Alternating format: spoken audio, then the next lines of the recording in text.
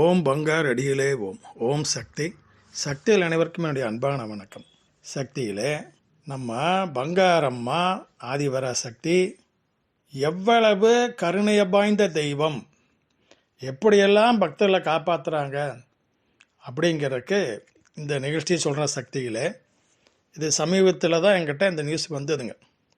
சென்னையை சேர்ந்தவர் சக்தி மாதவி.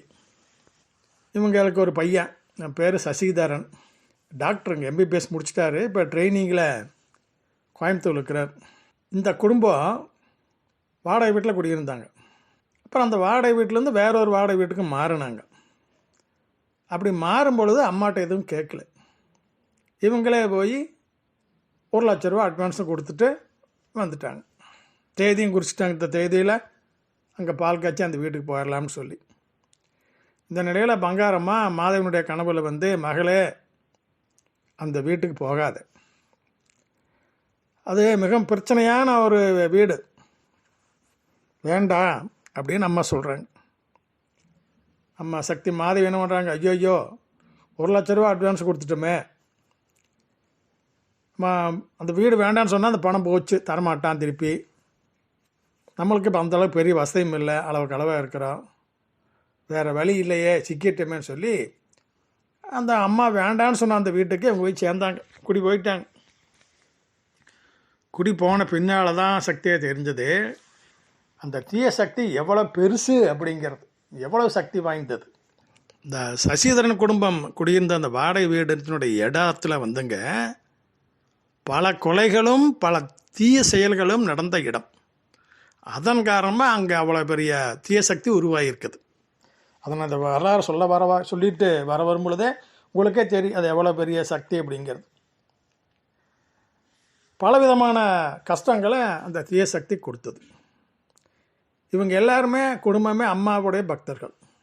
அடிக்கடி மருத்துவர் வருவாங்க, எல்லா விளக்கிலையும் கலந்து கொள்வார்கள், தொண்டு செய்வார்கள், ஈரோடு குருபீடத்திற்கும் அடிக்கடி வருவார்கள். அந்த மாதிரி அதன் காரணமாக அம்மாவும் இவங்களை அப்படியே காப்பாற்றி வச்சுக்கிட்டே வந்தது. கஷ்டம் வந்தது, இருந்தால் அந்த கஷ்டங்கள் வந்து அப்படியே காப்பாற்றி வச்சுக்கிட்டே வந்தது. இந்த நிலையில் இந்த சசிதரன் வந்து நம்ம பங்காரம்மாவோட நெருங்கிய தொடர்புடையவன். பங்காரம்மா அடிக்கடி இந்த தம்பி கனவுல வந்து பேசுவாங்க, வழிமுறைகள் சொல்லி கொடுப்பாங்க, எச்சரிக்கைகள் செய்வாங்க. அந்த மாதிரி இவர் படிச்சுட்ருக்கிற எம்பிபிஎஸ் படித்து கொண்டிருக்கும் பொழுது, நாளைக்கு பரீட்சைக்கு அடுத்த வாரம் நடக்கக்கூடிய பரீட்சையில் எந்த கேள்வி உனக்கு வரும், இவர் வந்து எதை கண்டு பயந்துட்டு இருக்கிறாரோ ஒரு குறிப்பிட்ட சப்ஜெக்டை பற்றி, அதையெல்லாம் பாத பூச்சியில் தன்னுடைய காலிலேயே காமிச்சாங்க. அம்மா ஸ்லைடு ஓடுது, இந்த கொஸ்டின் தாண்டா உனக்கு வரும், இந்த கேள்வி தான் உனக்கு வரும், தயார் பண்ணிட்டு போ அப்படிங்கிற மாதிரி. அந்த மாதிரி தொடர்புடைய தம்பி. இந்த தம்பி அம்மா மந்திரங்களை சொல்லிக்கிட்டே இருப்பார். அதில் முக்கியமாக ஓம் பங்கார் அடிகளே ஓம் அப்படிங்கிற மந்திரத்தை சொல்லிக்கிட்டே இருப்பார் மனசுக்குள்ளே. அது அந்த தீய சக்திக்கு பொறுக்கலை, வந்துருச்சு. டேய் அந்த மந்திரம் சொல்லாதீடா அப்படின்னு மிரட்டிட்டு போயிடுச்சு.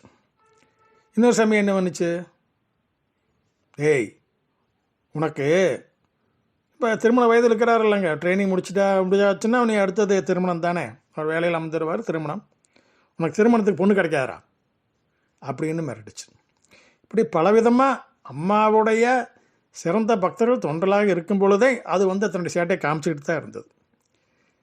இருந்தாலும் இவங்க வந்து அம்மா இவ்வளோ தூரம் எச்சரிக்கை பண்ணிட்டாங்க, இதுவும் தொந்தரவு பண்ணுது, நம்ம சொந்த வீடு கட்டி போயிடலாம்னு சொல்லி அதே மாதிரி சென்னையில் இன்னொரு இடத்துல இடம் வாங்கி போட்டிருந்தாங்க. அங்கே சொந்த வீடு கட்டி இப்போ அங்கே போயிட்டாங்க, சொந்த வீட்டுக்கு போயிட்டாங்க. போய் இப்போ ஒரு வாரம் 10 நாள் தான் ஆகுதுங்க. இந்த நிலையிலேங்க நம்ம சசிதரனுடைய கனவுல இந்த வாரத்தில் தானுங்க, சமீபத்தில் ஒரு பெண் வருகிறார். அவங்களுக்கு வயசு 60க்கு மேலே இருக்குது. அவங்களுடைய முகம் உடம்பெல்லாம் தீயில கருகி இருக்குது, அந்த மாதிரி தோற்றம். அவங்களே தன்னை அறிமுகப்படுத்திக் கொள்கிறார்கள். என்னென்னு, தம்பி நான் வந்து ஒரு நர்ஸு, செவிலியர், வட இந்தியாவிலிருந்து 1968 வருடம் சென்னைக்கு வந்தேன். என் கையில் பணம் இருந்தது.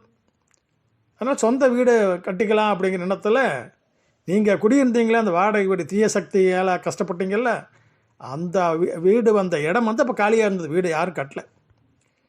நான் அந்த இடத்த யாரையும் விசாரிக்காமையே வாங்கிட்டேன். அதில் வீடும் கட்டி நான் குடி போனேன். இப்போ நான் உடம்பெல்லாம் தீயில் எரிஞ்சு கிடக்கிறேனே, இப்படித்தான் செத்தேன்.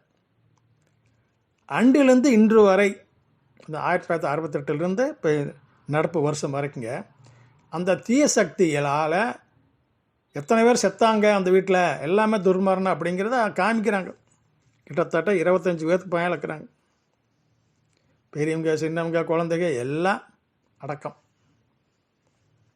அப்படின்ட்டு அந்த அம்மா மேலும் சொல்கிறார்கள், இந்த வீட்டுக்கு குடி வந்தவங்க இது வரைக்கும் என்னையும் சேர்த்து ஆரம்பத்திலேருந்து யாருமே நிறைவாக திரும்பி போகவில்லை. ஒரு குடும்பத்தில் 4 பேர் 5 பேர் இந்த வீட்டுக்குள்ளே குடி வந்தாங்க அப்படின்னா திரும்பி போகிறப்போ குறையாத்தான் போவாங்க. 1-2 செத்து போயிடும் துர்மரணமாக. அல்லது நல்ல வசதியாக பணக்காரனாக அந்த வீட்டுக்குள்ளே வந்தாவே திரும்பி போகிறப்ப பிச்சைக்காரனாக போவான். இப்படி தான் நடந்துக்கிட்டு இருந்தது. ஆனால் என்ன அதிசயம் பார், இத்தனை பேரை காவு வாங்கி அந்த தீய சக்தி உங்களிடம் வாலாட்ட முடியவில்லை. நீங்களும் சிறிது சிரமப்பட்டீர்கள். ஆனால் அதையெல்லாம் மீறி நீங்கள் தனியாக சொந்த வீடு கட்டி நீங்கள் இப்போ குடி போயிட்டீங்க. இது சாதாரண விஷயமே இல்லை. இது மிகப்பெரிய ஆச்சரியமான ஒரு விஷயம். அதை உங்கள்கிட்ட சொல்கிறதுக்காகத்தான் நான் இங்கே வந்தேன். இது எப்படி தெரியுமா நடந்தது? நீங்கள் எல்லோருமே மேல்மருவத்தூர் ஆதிபராசக்தியின் பக்தர்கள். அந்த அம்மா, ஓம் சக்தி அம்மா உங்களை கூடவே இருந்து காப்பாற்றிய காரணத்தினால் நீங்கள் அனைவரும் பாதுகாப்பாக இந்த வீட்டை விட்டு வெளியேறி சொந்த வீட்டை குடியோக முடிஞ்சது அப்படின்னு சொல்லிட்டு அந்த அம்மா மறைஞ்சதுங்களா. அடுத்த நாள் இந்த தம்பியினுடைய கனவுல, சசிதரனுடைய கனவுல இன்னொரு குடும்பம் வருது. யார்? ஒரு அப்பா, அம்மா, ஒரு குழந்தை, 3 பேர். அவங்க வந்து நம்ம சசிதரன்கிட்ட கேட்குறாங்க, தம்பி எங்களுக்காக நீ மந்திர நூல் படி. எப்படிங்க? எங்களுக்காக நீ மந்திர நூல் படி. இவங்க யாரப்போ? இந்த செத்து போனாங்களே துர்மரணமாக அந்த வாடகை வீட்டில் 25 பேர், அதில் இவங்க ஒரு குடும்பம் 3 பேர் இப்போ அலைஞ்சிட்ருக்குறாங்க ஆவியா. அதனால் அவங்க தம்பிக்கிட்ட வந்து கேட்குறாங்க, தம்பி எங்களுக்காக நீ மந்திர நூல் படி. எப்படி பாருங்க சக்திகளை, அம்மாவுடைய பக்தர்கள் எங்கெங்கெல்லாம் இருக்கிறாங்களோ அங்கே எல்லாம் தீய சக்திகளெல்லாம் பெருசாக வேலை செய்யாது.